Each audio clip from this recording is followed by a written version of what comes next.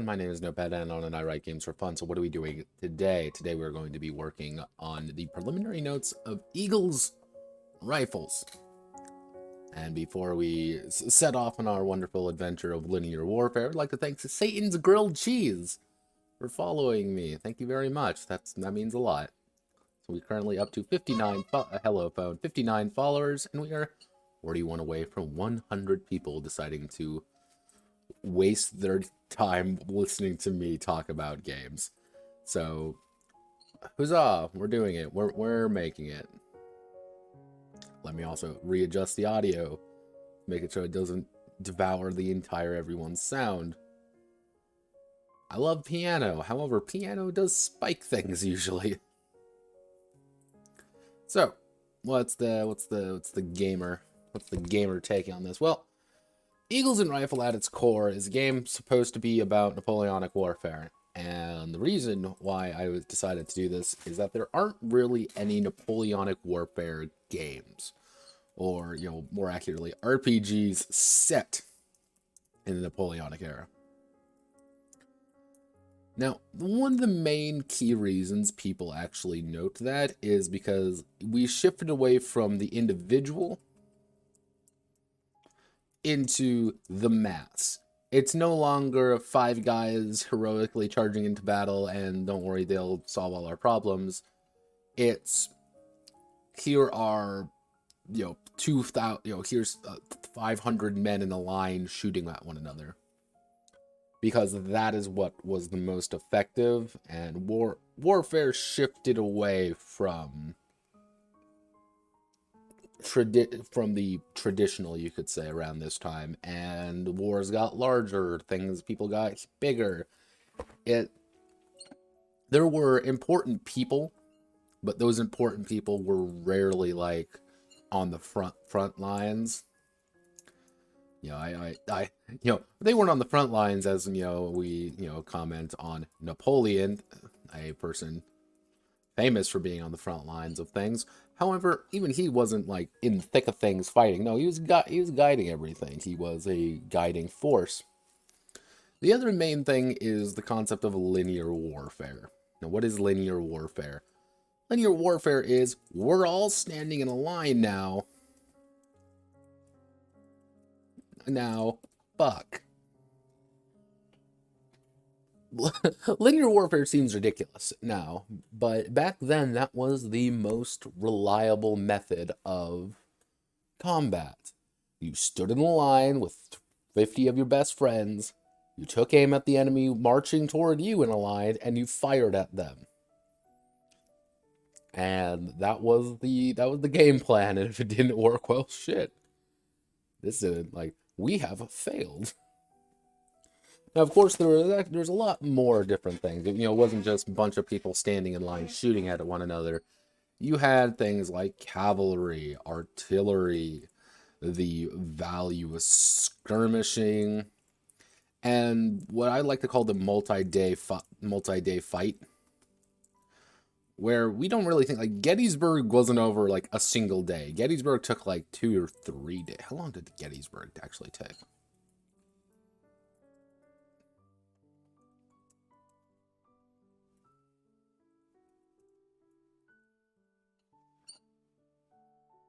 Let's see, July 1st.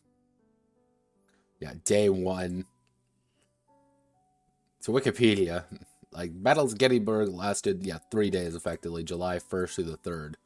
Where you don't think about that as like, oh wow, only 3 days of fighting, that's pretty big. Mostly with the fact that, oh god, I didn't mean to hit that. Nope, I'm hitting all the wrong buttons now. Mostly when you consider that around 104,000 Union soldiers were there, and about 71 to 75,000 Confederates were, and by the end of those 3 days, 23,000 men were killed on the Union, and 23 to 28,000 were dead on the Confederate side. That's pretty insane, especially when you realize wounded. Actually, this should probably go up here.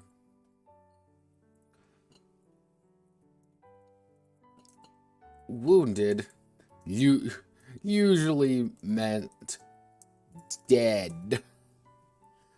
Dead in, over a period of time, mostly because of the severity of wounds and the fact that, well, warfare wasn't fun then. Getting shot with a musket ball was death. It was just death. You just died. Getting stabbed with a bayonet, you're going to die. Like, it's cavalry sabers. You could roughly survive maybe a hit or two, but even then, you were going to die because we shifted away from armor because armor was expensive. We literally could not...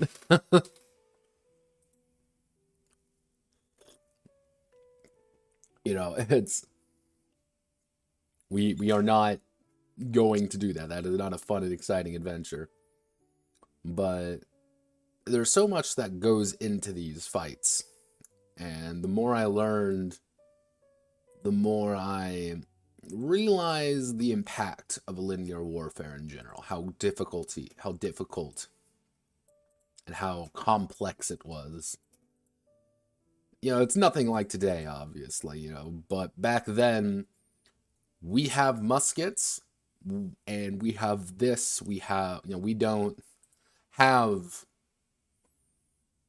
the Confederates didn't bring out their, assault rifles, the Union didn't bring out their assault. Napoleon didn't be like, all right, fire my, we'll deploy our French tanks out there and we'll kill them all using armored warfare. No. This was men marching in a line and praying. I think one of the other big things was the idea of morale. Now, this one's going to be an important one right here. Morale. Normally, when it comes to RPG, the idea of morale is it's an ender. The enemy is broken. They're fleeing from the battle. We need to chase them down. We need to get rid of them. Or, oh no, like, we're not going to win this fight. Let's pull back. Or morale is a very natural thing that occurs. It's also very natural in linear warfare, but also unnatural. In linear warfare, you have the drummers, you have the musicians, you have the flag bearers, you have the commanders, which the players will be taking control of. All of these factors move into one key thing. We need to keep our men motivated. We need to keep our men not panicking. Because all it takes is one person. All it takes is a single person to start running for an entire battalion of men just fuck off. And that is bad. Very bad, in fact, because you're then going to end up with the enemy pulling their rifles right on you and taking pot shots at your back, which is going to lead to more casualties. Especially when you get, oh no, we're running away in fear now, and now since we're disorganized, we're not in line or anything, the cavalry can hunt us down. Because this is occurring, we can lose people. So you need that kind of subtle pressure from the back. I don't want to abandon my friends. I don't want to look like a coward. I don't want to do this. And you also have kind of that front one. The music is blaring. The flag is going. Your commander is there with a pistol and sword in one hand. That sword isn't for melee combat, I can tell you that much. That sword is to make sure that you stay in line. And all of these things move together to create such a bizarre and strange reality where you, as the people on the ground, you know running away is the best option, but you also don't. I actually had to do a lot of reading on Napoleonic warfare, and there was like a lot of cases where like big bayonet charges and things. Some resulted in fights, but what usually happened was they would charge, the other side would run. Because nobody wants to get into a deadly fight like that. Who the hell wants to get stabbed with a bayonet? Nobody wants to get stabbed in a bayonet. Because it's scary. People don't want to die. That is the first key fact of life. A normal person does not want to die. If you've been drafted into the army, that self-preservation is always there. I do not want to risk my life for this. This isn't what I want. This isn't how I want to do it. So that's something we have to consider when we're making eagles and rifles, is the entire concept of linear warfare. And that's where things get complicated. That's where things get real fucking complicated. Because how do you make it work? How do you make that fun? And the answer is you don't. a lot of the things in the Napoleonic era in the tabletop sphere is mostly based around wargaming, because it's easier to represent. Okay, my this line fired forward. I'm gonna roll 12d6, and I got 5 hits. 5 of your guys are down. Okay, that's 5 guys from my line. Everyone moves up. Okay, I'm gonna roll mine. Okay, they hit. Okay, here's a morale check. Okay, my morale check succeeded. My guys stay. And you might do that for 20 units, but it makes sense. However, in RPG sense, you gotta bring that scale down. You gotta crunch it all the way down. How do you do that? The answer is you don't. It's there's a reason this has not been attempted before, and the reason is because it is, and let me quote this, pretty stupid as far as games go. This is a really bad idea, and I'm not confident it'll actually work. But what I am confident in, that we'll try. So one of the things is I already got the strange reel setting set up. Well, I already have the map for it anyway, and let me see if I can't bring that up. Dun, dun, dun. We want to do pictures. Here. No, it's not here. We want to go to edits. We want to do strange reel. And that's Cursed Europe.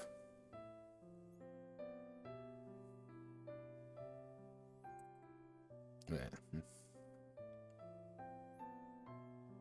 But let's open this up. So to give you the idea of the actually, is this the right? Wait a second. This isn't the right map. No, that's not it. Where is it? Where's my Eagles and Rifles map? Pictures, Eagles.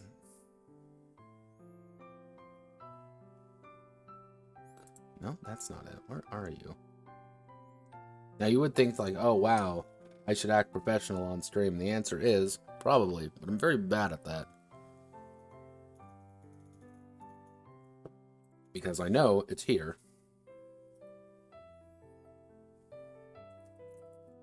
Ah, there we go. Aha. There we go. Here's the map. I should actually put this in a decent place. But here's the map of that I drew up. We've got our, to give you the scale roughly, 140 miles an inch. This thing is also freaking huge. This is 60 inches by 30 inches. So I would not be surprised if the stream is not having a good day. But I wanted to get across it's a strange reel setting, which is derived from the Ace Combat term of strange reel, which is their world, which is the real world, but not. And one of the key ideas what I wanted to get across was, let me throw the background all up here. Is that it? No, I don't want to do that. Oh god, I made a mistake. Notepad made a boo-boo. So, effectively, one of the key ideas is that you have these checked sections of land which are like, yes, here are Nation 1, Nation 2. Now, one of the key ideas behind a strange reel setting is that you don't need to dedicate it 100%.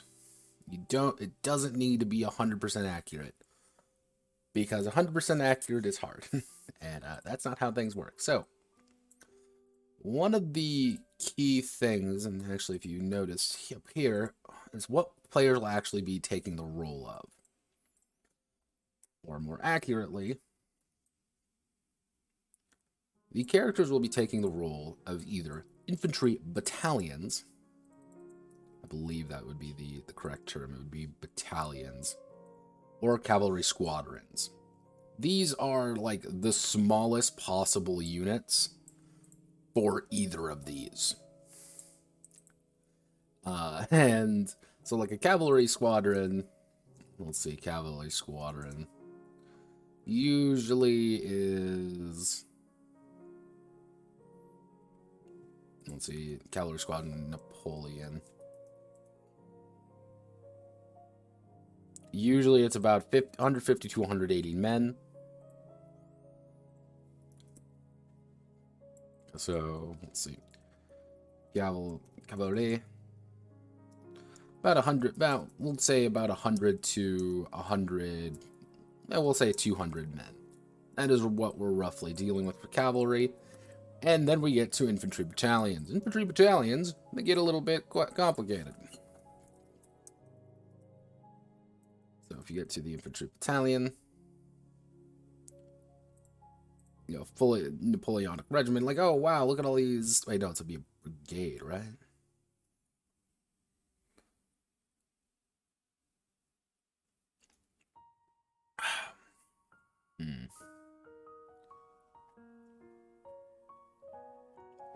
Yeah, this is the shit I've been having to work with.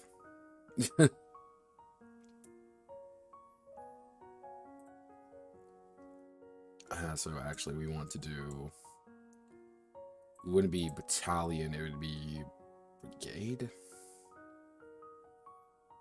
Because you have the corps. If we go to the Grand Armée, we say the term regiment after the demi-brigade, which is different from a real brigade. 2 per brigade, lack the royal connotations.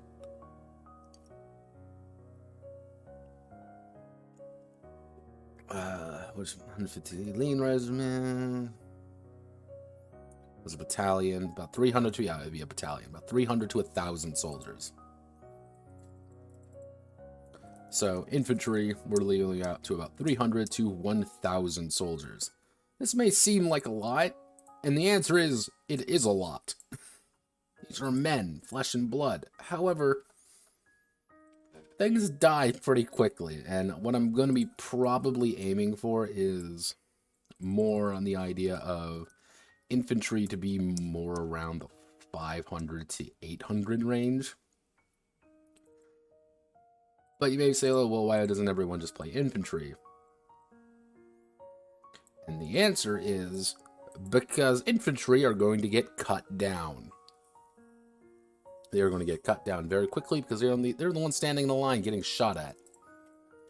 Now, one other thing I'm going to have to consider is NPC units, which is going to be things like, and including things like artillery. Artillery played a major role in the Napoleonic Wars because it was probably the best thing in the world. Oh no, there are people advancing on us. What do? Shoot them with grape shot. Oh no, there's enemies over there. What do? Shoot them with cannonballs. Oh no, there is literally fucking anything happening. Shoot it with artillery and pray. So, actually what I should do is lethality of war. We're actually going to put in the replacement of men.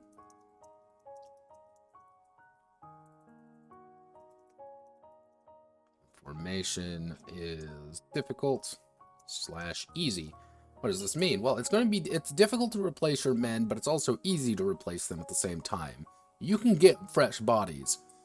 The problem is that there's going to hit a point of, if you replace everyone in your battalion, so you've been wiped out to a man almost, is it the same battalion? Maybe. Because then you end up with things like the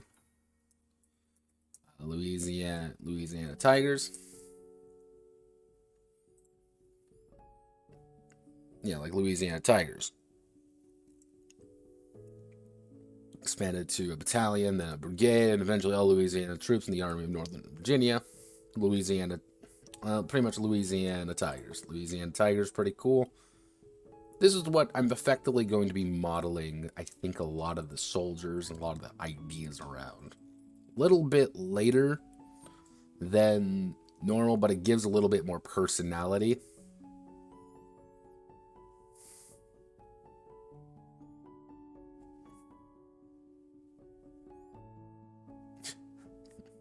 Yeah, someone was very... Yeah, you get things like... these are very dedicated. It's like, oh, wow, look. Like, what's Kennedy's infantry? You know, this is what you're effectively going to be doing. You're Kennedy's people. I want it to be your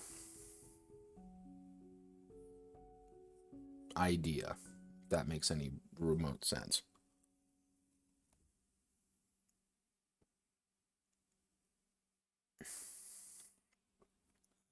You are, you're a company. You are a battalion. You are a group of people who are fighting for your lives. So, and so we have the strange real setting. So for characters, what I was thinking about doing is that the actual PCs. Now, the difficult part for this is that characters naturally are going to have to be commanders. However, they're commanders of their very specific group, and if we go into like an infantry battalion, they are led by, I believe, Colonel? Yeah, Lieutenant Colonel. So yeah, that's what you effectively would be. So you're going to be... characters are commanders. What I was thinking about doing is splitting each character up into 3. And that's going to be like your line of command almost. So you have your main character, who is going to be the Colonel. And I always spell Colonel wrong. C-O-L, Colonel. That's going to be your main character, the Colonel. However, under the Colonel, so if we go to Lieutenant Colonel, you're going to have things like the Commandant. It would be under the Colonel. It would be a major, and then it would be, yeah. Then you're going to have secondary character, major, and a tertiary character, which is also going to be a major. Tertiary. What does this actually mean? What this means is that there's going to be a lot of characters, and I'm also okay with characters dying. Because if the Colonel dies halfway through the fight, you're gonna take control of the major. If the first major dies, you're gonna take control of the third major. It's this line of command. And what I was actually thinking about doing as well is randomized character. Is like further deeper randomized characters. Not saying that you can't design them, however, it's going to be, the idea is it's going to be a little bit more chaotic. It's going to be things like rolled stats, so it's going to be rolled attributes,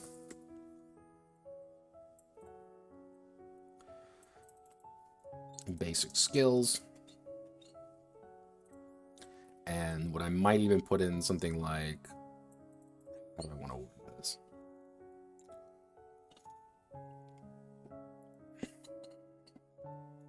Actually, what we can do is organize chaos characters. So these are going to be completely random. the rolled attributes, and your basic skills. These are random. These are things that you are good at as a person. However, if you do good in game, you're going to be able to get commander skills. Actually, what I should put is things like background. You don't really get the input on these. You do get an input on what your commander skills are. What I should say is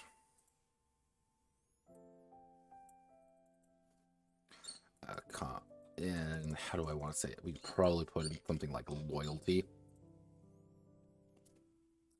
because these guys, these are not going to be any guys. These are your men. You care about them. They're people who mean something to you, and they will die. They are going to get cut down. They're going to suffer on the battlefield. They are not going to have a fun time. However, that's something you got to live with. So we're going to have to break most characters down here. And the attributes, I'm having a feeling I'm going to have to make those like going to be real basic. Yeah, let's see. The attributes are going to have to be real basic for the commander themselves. However, here for like the actual squadrons, we can probably bit more detailed. Actually, if we're going to be doing something, you're going to be able to micromanage your guys, your squadron / battalion. What are they armed with? What's their station in the fight? How do they do things? And I want you to get the idea of, hey, yeah, I'm recruiting, I would rather have people who are excessively loyal to me than people who are maybe not. Because I trust my men with my life. But if you start recruiting willy-nilly, are they really your men?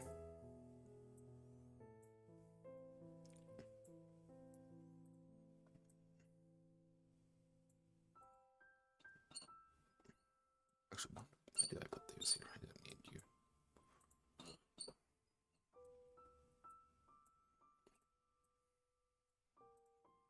So that's going to be kind of one of the big things I'm going to have to worry about there. What I was thinking about doing is if we, we're going to have to abstract things. Like, that's just going to be a part that we're going to have to deal with. Yeah. Okay, we want, like, that's just a thing. Like, that is just a fact of life.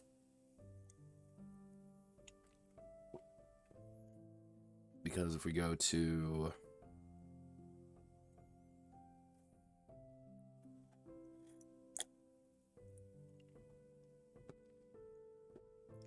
let's see, Native American, South American, Nomad, Polynesian, Western. So yeah, Western. We're mostly going to be working with things like the Napoleonic square. And we're going to have things, it's going to be, what I mean by like using things from EU4 is we have fire, which is just raw ranged ability, shock, raw melee ability, and morale, which is going to be effectively your morale damage. And then I'm going to break it down into, I don't even know how I want to do that, but it's going to be your meat, and as well as morale health. If either of these hit 0, your unit is gone. You know, they're routing. Morale health is going to fall very quickly, as if you get flanked, if you do things. However, your meat health is going to be your raw soldiers.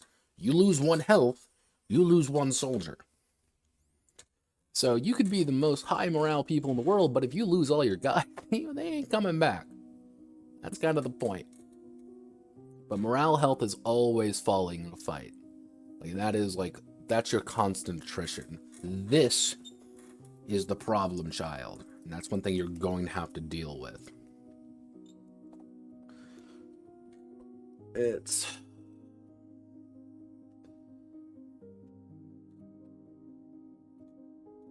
Hair's in my way.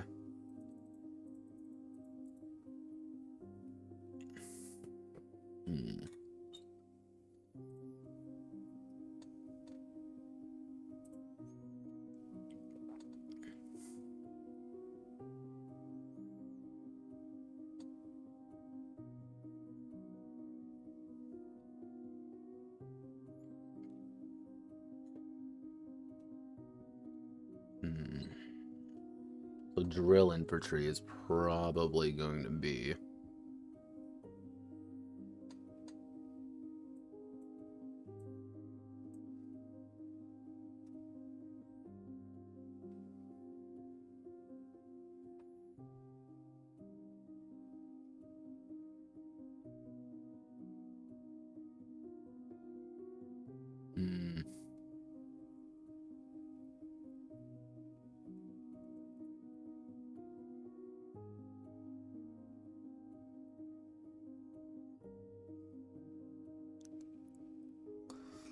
A little bit longer than their foes, as such. Better at the drill, the better, in theory, the soldiers.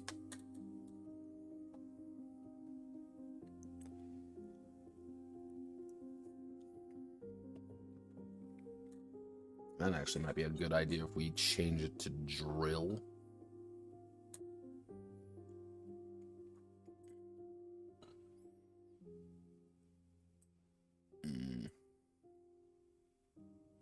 Yeah, okay. So we're going to have to break it down into raw fire. It's going to be fire, shock, morale. I don't know how I want to call morale. But that's pretty much going to be your raw ability to just deal damage directly to their morale by virtue of being who you are. You are not Infantry Battalion 1. You are the Louisiana Tigers. You are the, Zovres. I think that's how you pronounce it. Zovs. Like, you are a very impactful unit. You are something that is going to crash into someone and say people are scared of you based on your name alone. But if you have a large amount of men, maybe your morale is going to be decent. Maybe it's not. Like, are you okay with having a large amount of fodder, or are you okay with having a small amount of elite soldiers? That's going to be the main difficulty, and that's where the fun comes in.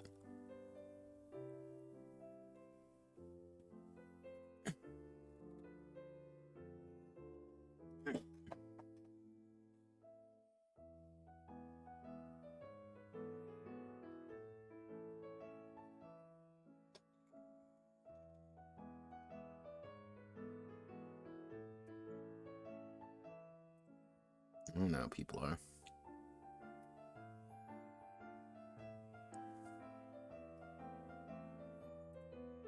Oh no, people are posting words.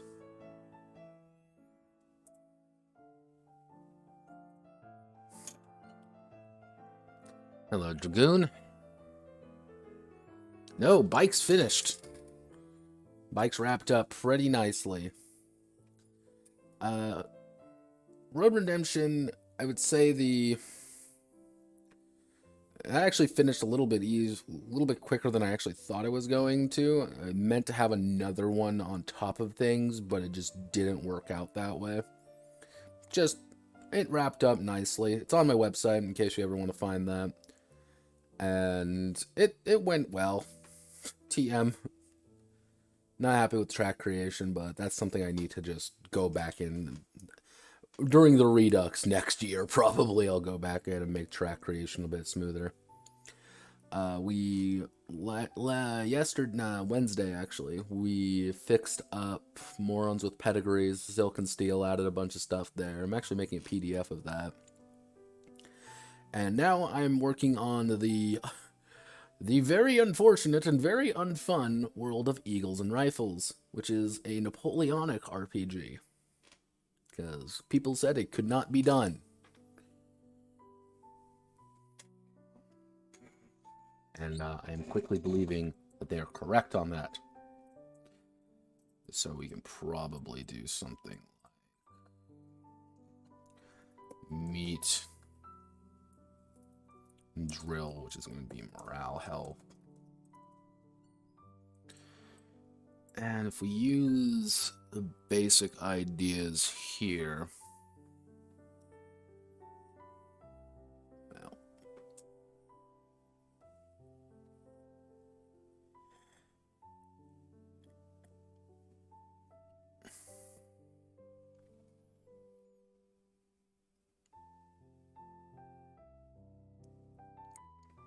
we want to look at military leaders. Oh, see your abilities. Added to the dice roll during the fire phase. And then maneuver. They don't have maneuver, do they?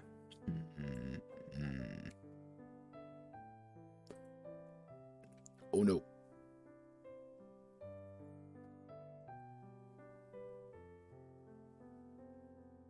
No, they don't. Okay. So if we want to do that idea, we'd have to put in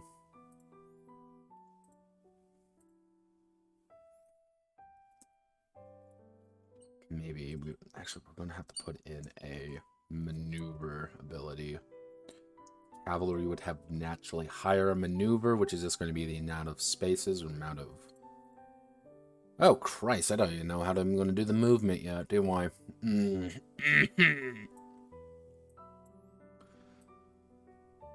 Put you up, put my notes up here for these guys.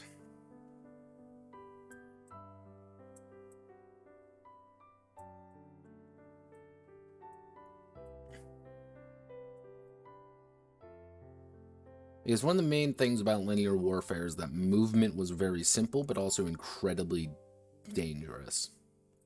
Because you are literally moving in a formation. So you would have to get into a formation, move forward, put yourself in a better formation, and then start shooting. Like, we think like, oh, hey, it's the Napoleonic Square. Napoleonic Square is not fun.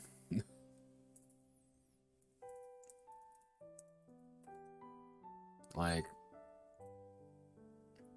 this didn't happen as much as you would really think because of just the sheer amount of drill and the amount of precision you would need to do something like this.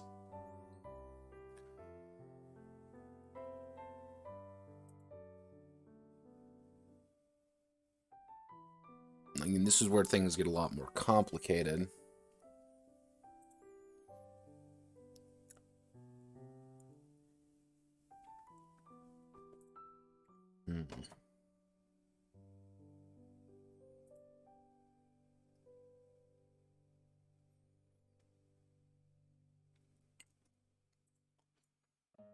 Is how do you yell at people over the cacophony of the battlefield to say, hey, guys, I need you to get into a square for the off chance that we don't get immediately chopped down. So that's going to be... If we put maneuver in, that'll be pretty much there. Actually, we're going to have to... Actually, so we have meat for physical, drill for morale, and then maybe exhaustion. The more you move, the more you fight, the higher your exhaustion gets. And there's going to come a point where it's like, your guys are too tired to actually do anything. They're too tired to do anything. And everyone kind of just calls it a day. Because fighting sucks. Which leads into commander skills.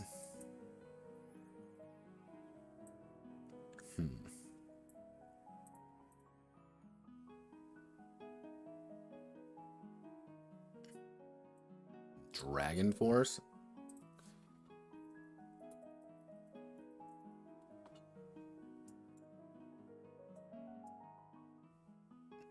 Wait a second. Wait a second. Did I? No, I did not. However, I did play Brigadine. Brigadine in the PlayStation. That was my jam. Which, Brigadine game, never ever. We'll never get a sequel to that beautiful, beautiful thing. But looks interesting. And I kind of get, like, ironically, what I've been having to base things off of is,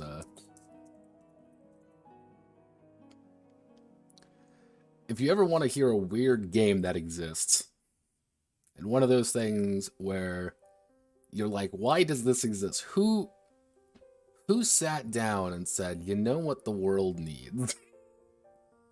You don't understand, everyone. Chinese anime Napoleonic Wars. Why does this game exist? Like, I was immediately fascinated by it, don't get me wrong. But it's still fascinating.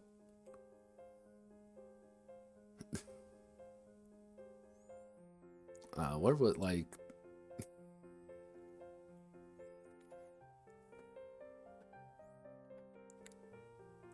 Why does this game exist? And this is like the closest Napoleonic war game currently on the market. It is pain. Let's see.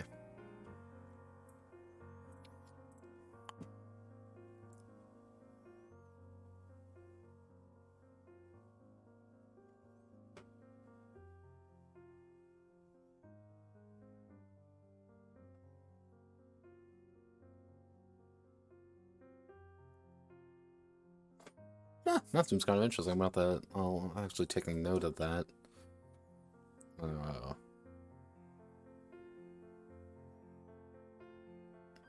They were experimenting back then. That's all I gotta say. They were experimenting. Like, it makes sense. Like, Chinese Napoleon, that threw me for a loop. Because when it came out, the collective response everyone had was, oh, cool, a new what? It's a what? It's a Chinese Napoleonic strategy game? Except every major character's a waifu? Like, okay. Like, alright, we're in. Like, for this one, I've had to... what games have I been referencing? I've been having to reference Grand Tactician, a lot of Civil War games, just to give you the idea of, like, the scale of stupid shit I've been having to work with. Like, this is the kind of games I've been like, yes, let's watch, like, 4-hour videos on these really old strategy games, trying to get the right idea of things.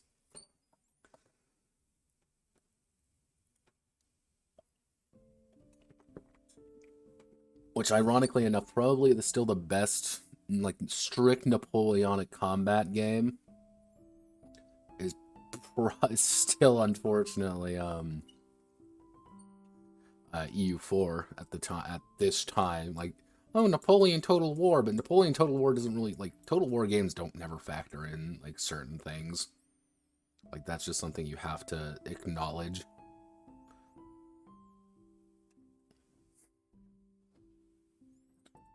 Frederican. So, actually, what do we want to do? Micromanage, meet, physical, but that's actually a pretty good idea. And I will probably actually have to put in... that reminds me. I'm gonna put this note over here. So, on one hand, what we can do is we can make this abstract bullshit in terms of distances. Alternatively, we can wargame it up. And what I may do is do both. And the wargame idea will be everything is being literally tracked in inches. Like, if I have a maneuver of 5, I'm going to be able to move 5 inches on this field that we are setting up. You put out the little soldiers, you know, you not little, like you put out the token saying where you are roughly. Hey, you get flanked, you get flanked. Like, that's just something you gotta understand. The abstract bullshit method, that'll probably be the push and pull method. Or it'll be more kind of based on the idea of, like, here's a point that you have to hold on the field. This is your important place. Like the Ultimate General games. Like, Ultimate General, like, how they do it usually is, rather than strictly have, like, oh, well, here's this. It's like, here's the battlefield. Your guys are here. And the enemy is here. Hold this point, this point, this point. It's like, figure it out. You like advance here, you let's do this, and then the other team's like, I'm just gonna charge. And then someone draws the penis on the field. It's very, very tactical, you understand. But hell, that game is more about, you know, not even really killing the enemy units. It's more about breaking their morale. And that's how you win. Do you like drawing in Miros? I don't care. No, that's not. It's not what I'm looking for in Eagles and Rifles. All right. Okay. All right.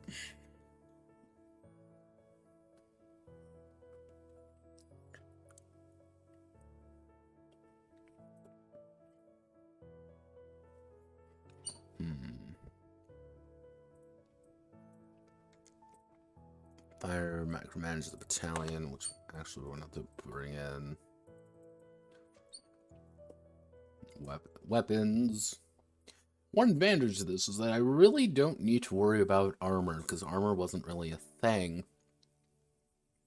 in this era. Like, you had basic armor, but it wasn't really that impactful.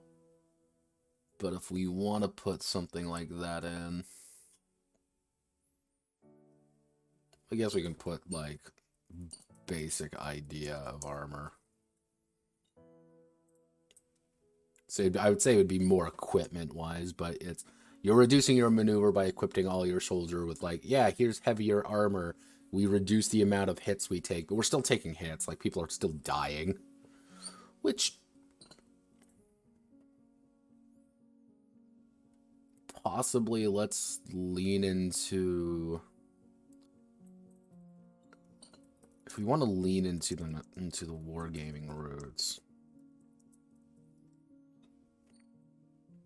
like how important wargaming is, we can do a D6 dice pool system.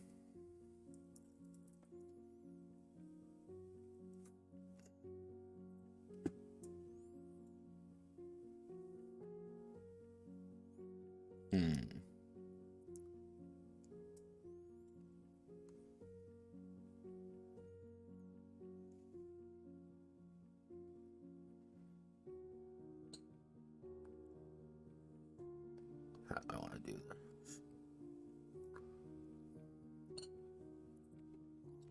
Warfare.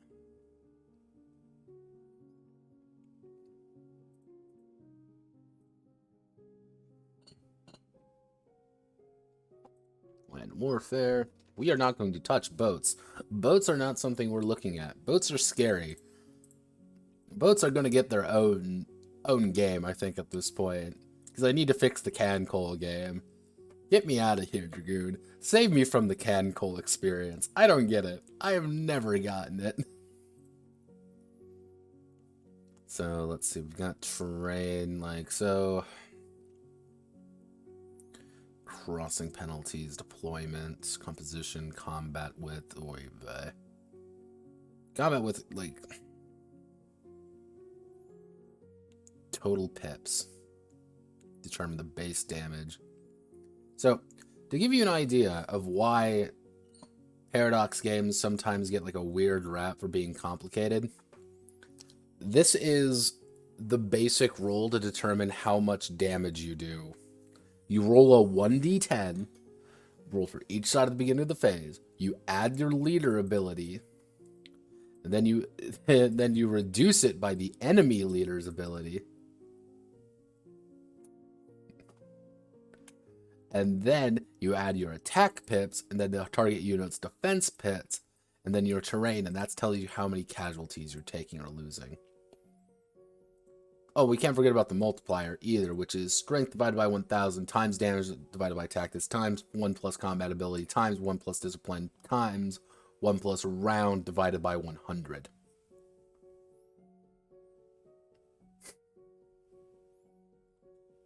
All of these we're not dealing with. We're making those go away because we literally cannot.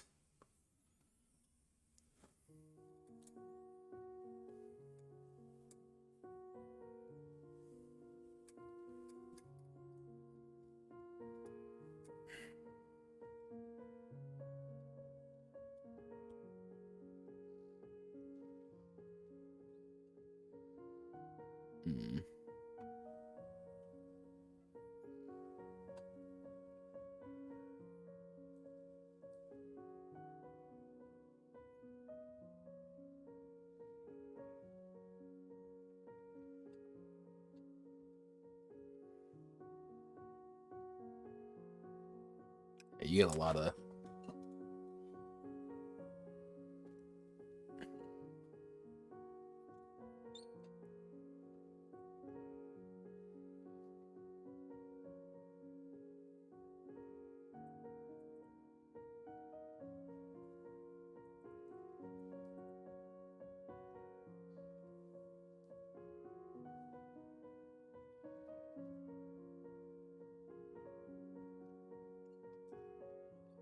What we're going to have to do is not consult this at all, because that's terrible. So if we use...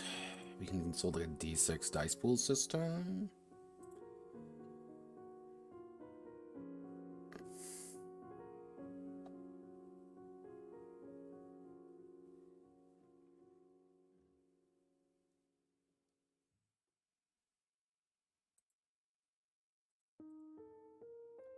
So if we use the idea of like a D6 dice pool system, we use 5 and 6 of the hits. And we keep to the wargaming roots. Sheer amount of damage based off of...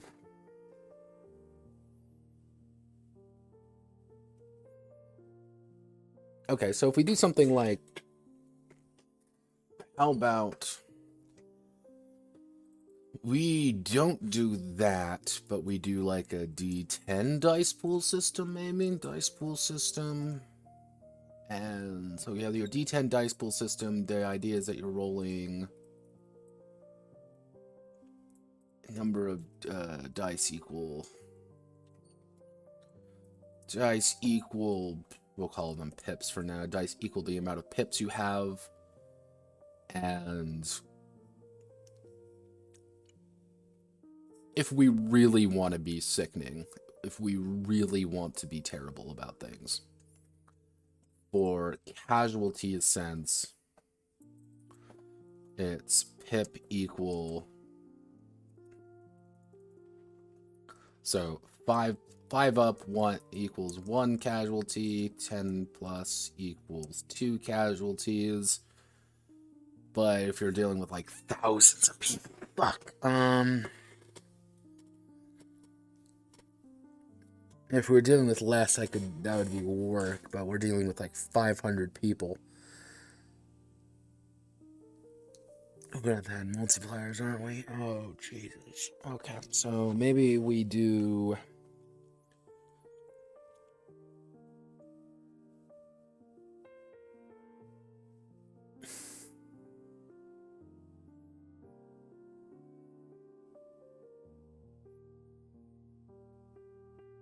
Unless we reduce the health.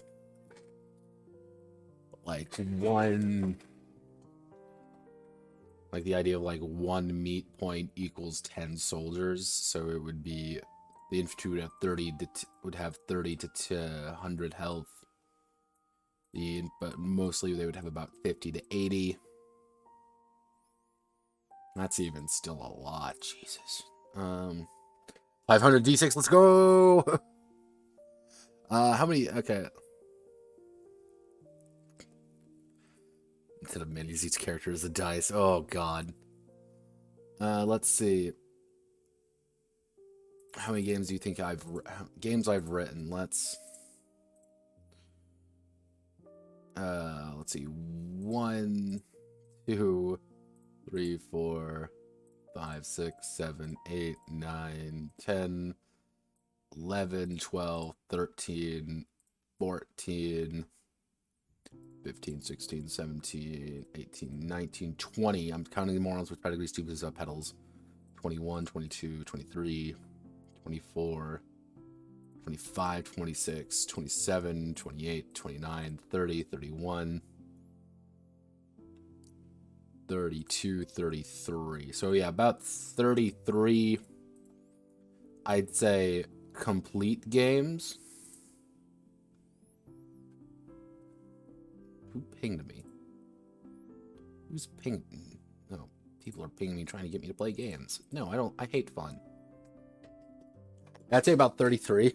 Yeah, many games. I at one point I actually like tried to get a lineage chart effectively out, with the idea of like this game influenced this game, which influenced this game, which kind of split off into this one. Except sometimes they just get so off the wall. If I were to add up like every single thing that is vaguely game related that I've written, probably the number would be in the 50s. It would probably be about 50, 55. But many of those games are terrible. Many of those little ones are terrible, bad, awful things that we should never talk about, such as Sexy Men in a Car. I don't know why I wrote Sexy Men in a Car, but I did. It's a game about being a bunch of sexy men in a car. God. See, terrible but finished. Not even that. It was. I remember it was for like a 500-word RPG challenge. I mean, oh God, writing under something infinitely harder than hitting like a word cap. Infinitely harder. D6 for each soldier.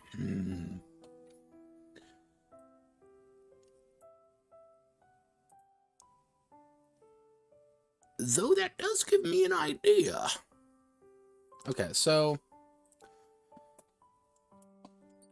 now this is good. Now we're going for real gamer moments here. We can say this is a D10 dice pool system for our main characters. They're going to be using D10s. However, do we really want to lean into the lethality of warfare?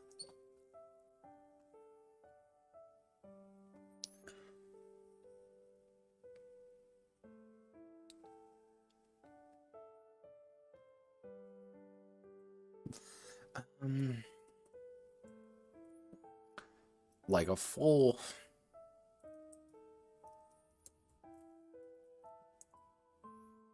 volleyball game. Yeah, no, it's helping. It's helping. How do I want to do this?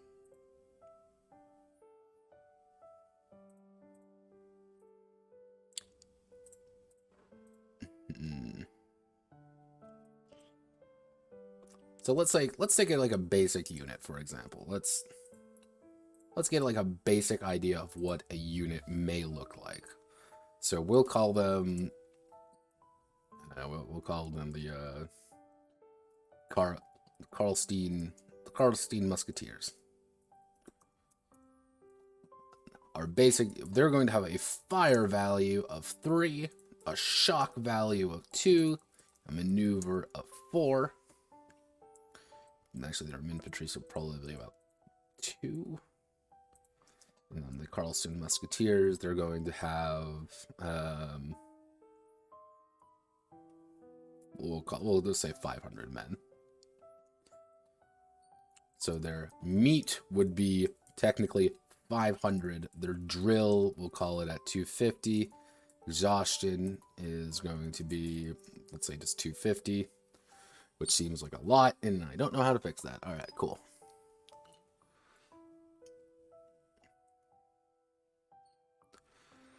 And we're being led, and they're being led by Commander Dick Johnson.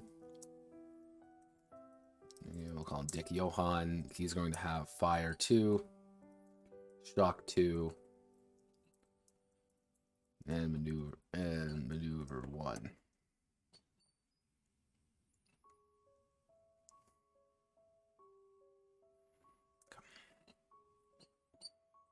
Something isn't adding up. Something is not adding up. Let's do...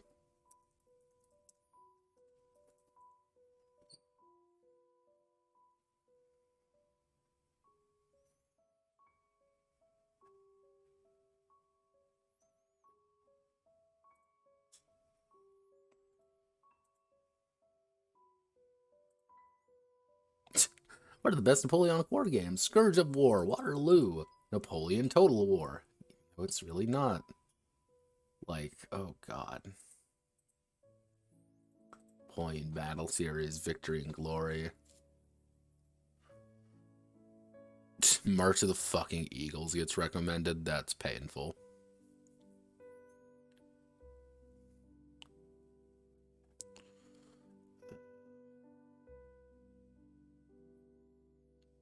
Yeah, Holdfast Nations at War is currently the only game where I've had a full Latin Mass said to me. That was fun.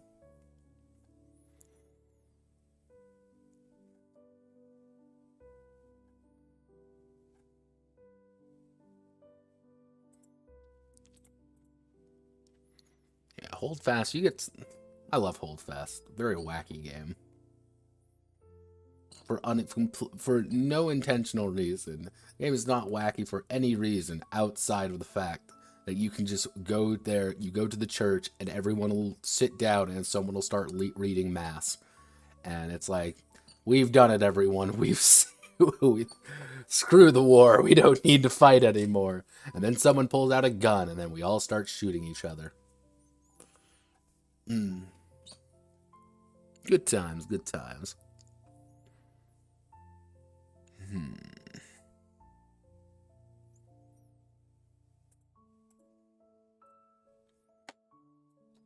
But if we use the idea of like dice pips equals health, what I may even do is set the actual drill, make that lower.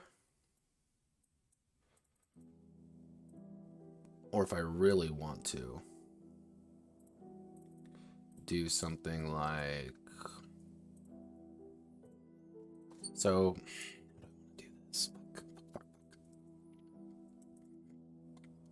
So let's say we've got our guys of 500 versus someone of 250. We're going to have size advantage. So we're just going to be able to do more damage because we just have more people than them. So we can do something. We might have to employ the modifiers at this point. We might just have to. Based entirely off that concept. Unless...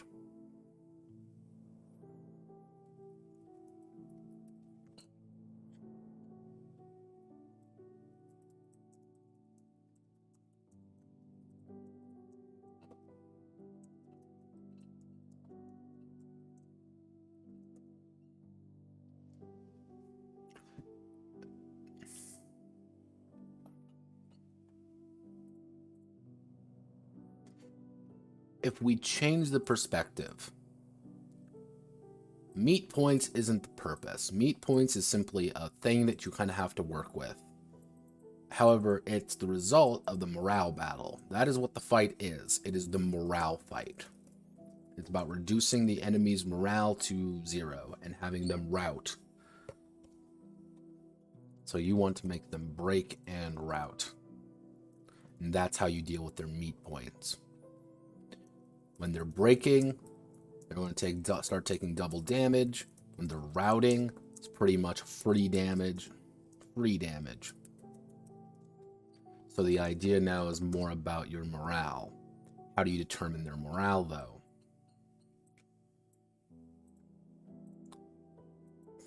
Well, if we can employ things such as... We'll use some things from EU4, such as like professionalism. We'll tie it with the loyalty. We'll tie it with... We'll call them exteriors. These are things like your drummers, flag bearers, etc. And from there, we're also... So you take 1 damage... It's 1 morale damage, because again, your friend just got chopped in half. You wanted to start doing big chunks of damage. So... See, unfortunately, I can't really go back in time and watch someone get shredded in a full fight. That is an unfortunate reality that I have to deal with. And one of the best shows... in regards to this, very difficult because it's Sharp's rifles.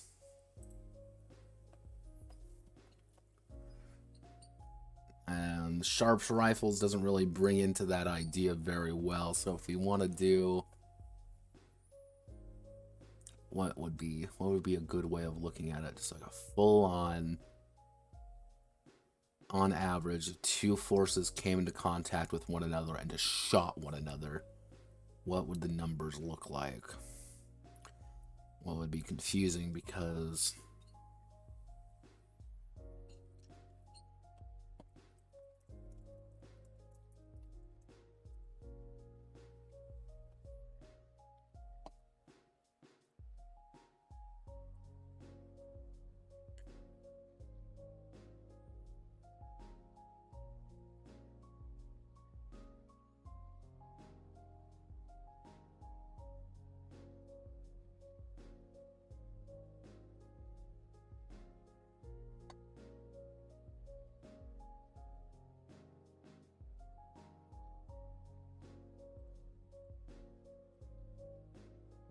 Yeah, don't judge me. Okay, so don't really care about that. I just want to see what a full...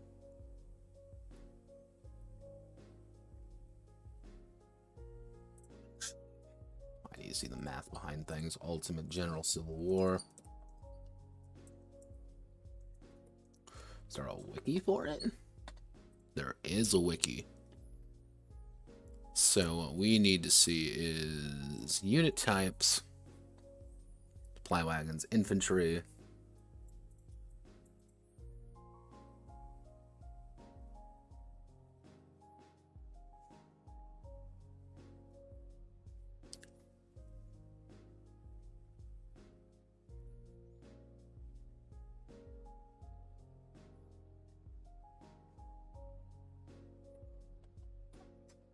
There's primarily controlled brigade size units, exception of Gettysburg. Fight large for long information, speed relatively slow in marching, turning, thus open to react when flanked by enemy skirmishers, snipers.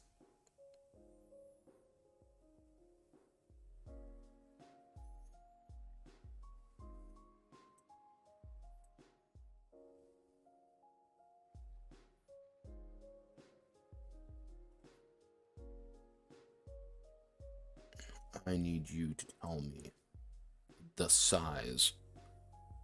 You just give me how fight die. How big go run boom. Reload accuracy low. Accuracy high. Minimum damages. Okay, what's the damage? The ability levels up. Shooting at target and unit firearm, very important skill. I don't care. What's the damage? How do you do damage? What's the damage values? So, Ultimate General Civil War damage calculation. Give me an idea of what I'm working with. Hidden mechanics, weapon damage degradation. What? Alright. Yeah, you're doing no worries. Have fun. Enjoy life. Don't listen to me lose my fucking mind. Let's see.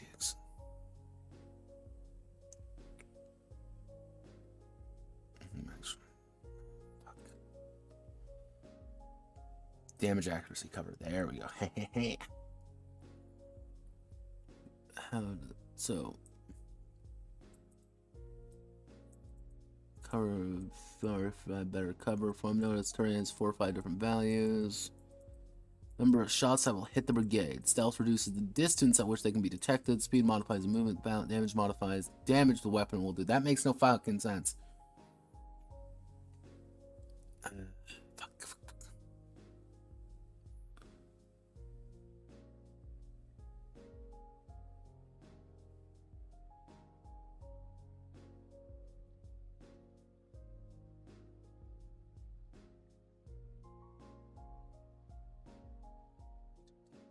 Damn, I'm not sure about the damage. From max half until maybe better than 42. 42 is the highest damage in the game, even though short range in game inferior to the 1855. Smooth rolling pivot on a rifle and melee. Usually strong melee, standing off point blank, a rifle like damage, blah blah blah blah blah.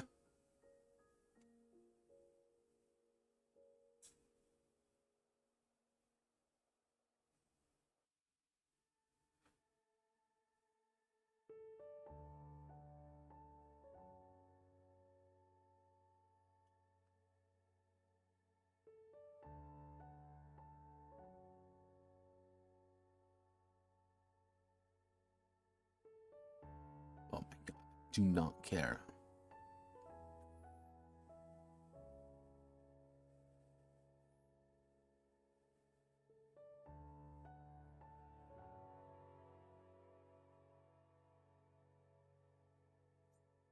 Oh my god.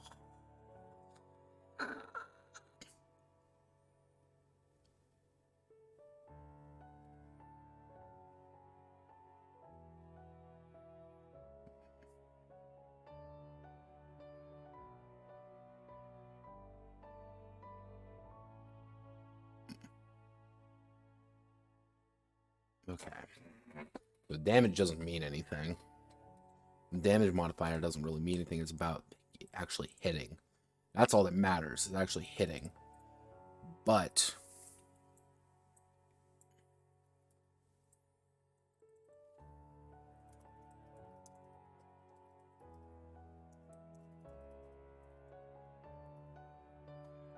you're always losing morale. You're always losing drill in a fight.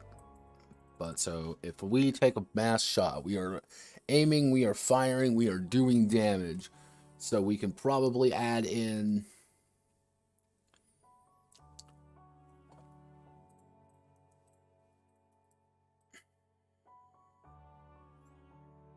maybe we can tie it down here with the idea being that weapons deal actually we can do weapon damage values equal number of men killed per hit. The idea is that it's hard to hit some of them.